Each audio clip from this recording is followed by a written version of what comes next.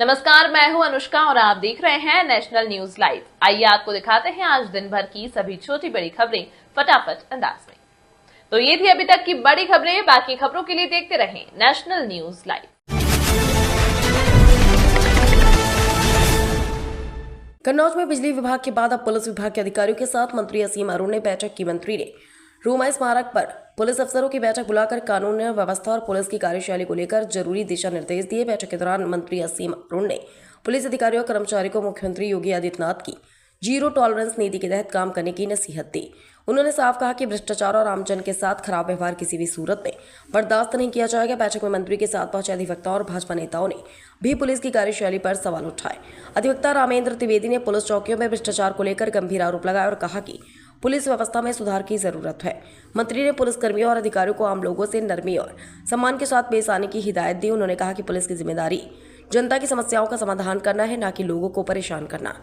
मंत्री असीम अरुण ने अधिकारियों को चेतावनी देते हुए कहा कि भ्रष्टाचार, लापरवाही या खराब व्यवहार से जुड़ी शिकायतों को गंभीरता से लिया जाएगा और ऐसी किसी भी शिकायत को बर्दाश्त नहीं किया जाएगा। कन्नौज से अमित मिश्रा। पहले की बात है, मैं 2011 में आगरा में एसएसपी के रूप में कार्य कर रहा था और एक इस प्रकार का माहौल था कि भ्रष्टाचार को दूर होना चाहिए और उस माहौल से प्रेरित भी होकर और उसकी जिम्मेदारी भी समझते हुए उस समय आगरा पुलिस ने एक संकल्प लिया और अच्छा परिणाम दिया।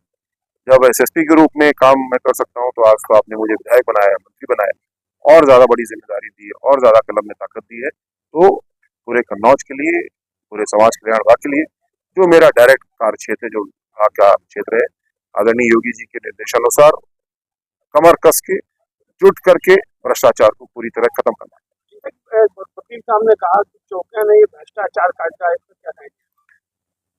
भ्रष्टाचार है, ये हम स्वीकार कर रहे हैं और किसी भी समस्या को हल करने के लिए सबसे पहला कदम है कि इसको स्वीकारो की समस्या है।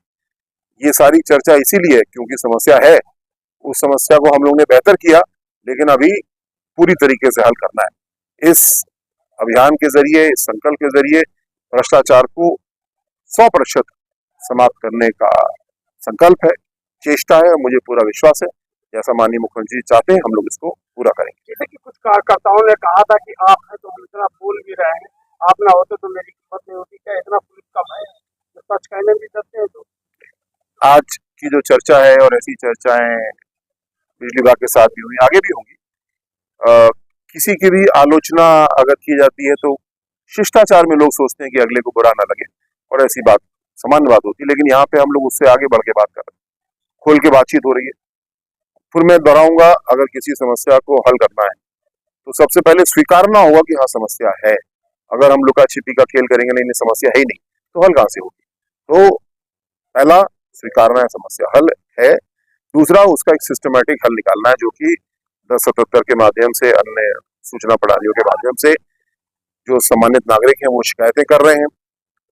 मुझे इस बात की खुशी है, खासकर युवा साथियों को धन्यवाद दूंगा, वो बड़े आसानी से वीडियो, ऑडियो, बैंक ट्रांजैक्शंस, ऐसी मजबूत एविडेंस, सबूत के साथ में शिकायत कर रहे हैं और महीने में कम से कम 4 भ्रष्टाचारियों का निलंबन, एफआईआर, कोई ना कोई कार्रवाई हो रही है।